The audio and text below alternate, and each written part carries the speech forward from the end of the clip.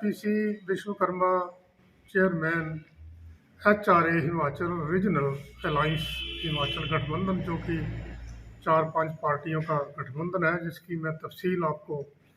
बाद में दूंगा। हमने ये तय किया है कि हमारे कांगड़ा चंबा से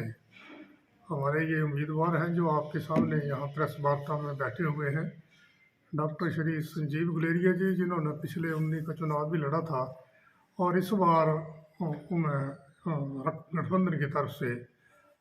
उम्मीदवार बनाया गया है।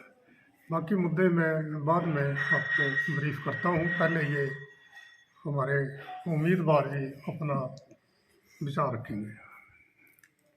मैं डॉक्टर संजीव गुलेरिया, प्रदेश अध्यक्ष न्यू पेंशन स्कीम रिटायर्ड कर्मचारी अधिकारी महासंघ हिमाचल प्रदेश। मैं हिमाचल रीजनल अलायंस, जिसमें हिमाचल जन क्रांति पार्टी, नव भारत एकता दल और भारत गठबंधन, हिमाचल स्वाभिमान पार्टी, किसान बागवान संघ और विभिन्न एनजीओ हैं, उनका आभारियों के उन्होंने मुझे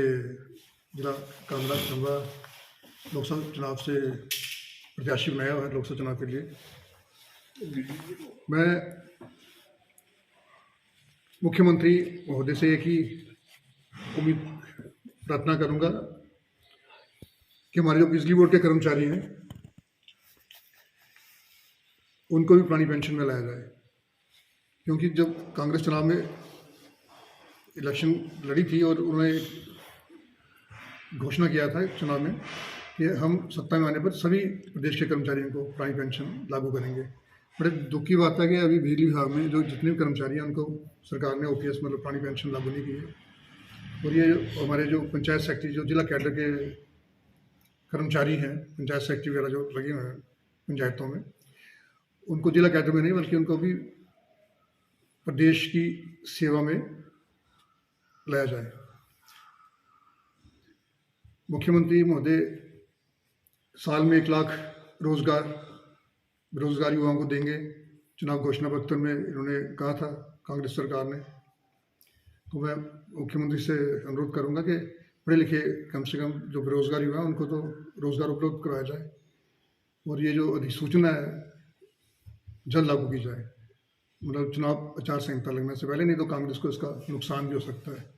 आगामी चुनाव में। बाकी मेरा मुख्यमंत्री से ये भी अनुरोध रहेगा कि जो हमारे रिटायर्ड कर्मचारी हैं जिनकी सेवा जो है वो 10 साल की नहीं है रेगुलर, या जिन्होंने 8 साल सेवा की है, जिन्होंने 7 साल की है, उनको भी उनके पद के अनुरूप जो है, मतलब जो क्लास 1, क्लास 2, क्लास 3, 4 है, उसके हिसाब से एक क्राइटेरिया बनाया जाए, उस हिसाब से उनको पुरानी पेंशन जो है दी जाए और ये चुनाव अधिसूचना जारी होने से पहले इसको लागू किया जाए। नहीं तो इसका कांग्रेस को नुकसान भी हो सकता है आगामी चुनाव में, क्योंकि हमारे 20-22 हज़ार कर्मचारी जो हैं वो जिला चंबा कांगड़ा में ही हैं जो कि पेंशन विहीन है। मतलब कि लोगों ने अनुबंध काल का सेवा काल है उनका 10 साल का और रेगुलर जो है उनकी सिर्फ 5-7 साल या 3 साल है। ऐसे लोगों को भी सुप्रीम कोर्ट का डिसीजन भी है कि, और हाई कोर्ट का डिसीजन है कि उनकी जो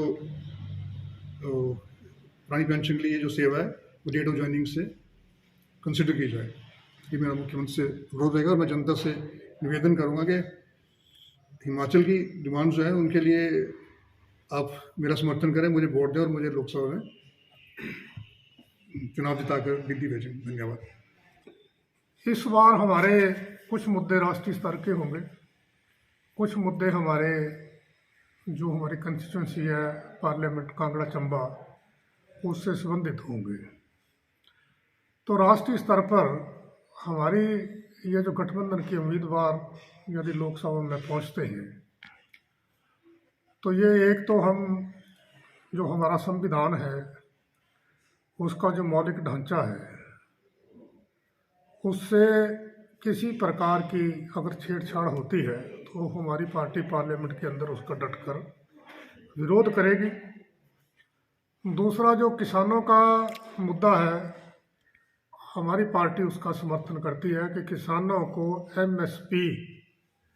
मिनिमम सपोर्ट प्राइस जो मांग रहे हैं तेई फसलों पर वो उनको दिया जाना चाहिए और हमारा अगर उम्मीदवार लोकसभा में पहुंचता है तो वो उनके हित में ये आवाज़ उठाएगा। इसी तरह केंद्रीय कर्मचारियों का जो महंगाई भत्ता है कोरोना काल में जो रोका गया लगभग 35,000 करोड़ रुपया, उसको रिलीज कराने के लिए हमारी जो गठबंधन है वो संघर्ष करेगा एम्प्लॉइज के साथ, और ज़रूरत पड़ी तो हम जंतर मंतर पर इसके लिए संघर्ष करेंगे।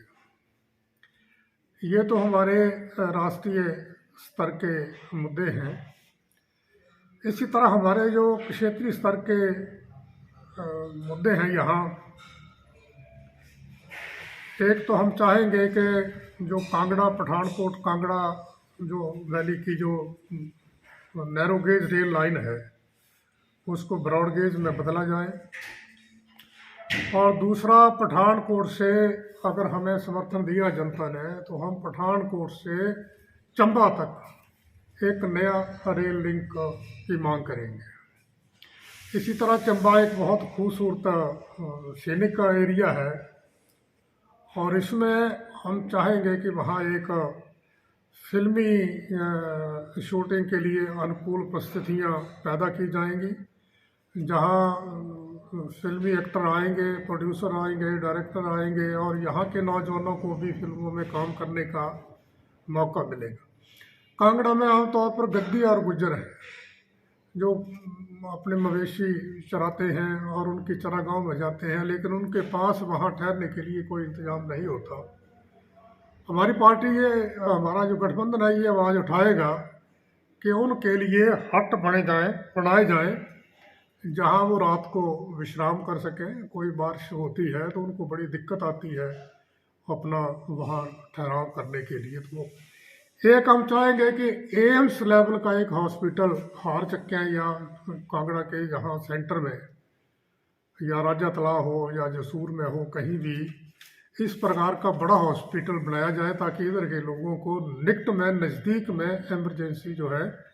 वो सुविधाएं मिल जाए। और जो पौंग डैम विस्थापितों की जो समस्या है, अभी काफ़ी सारे 7,000 के ऊपर के जो परिवार हैं वो उजड़े हुए हैं, उनको कोई मुरब्बा नहीं मिला, राजस्थान में ज़मीन लौट नहीं हुई, जिनको ज़मीन दी भी गई है वो ऐसी बंजर सी है, अभी तक वहाँ कोई पानी नहीं पहुँचा, कुछ लोग बदलने की मांग कर रहे हैं। तो हमारा जो गठबंधन है, अगर जनता का भरपूर समर्थन मिला और इस पोजीशन में आए तो हम इन पौंग बांध विस्थापितों की एक निर्णायक लड़ाई लड़ेंगे, चाहे हमें इसके लिए राजस्थान गवर्नमेंट या दिल्ली में हमें धरने प्रदर्शन करने पड़े, भूख हड़ताल करनी पड़े।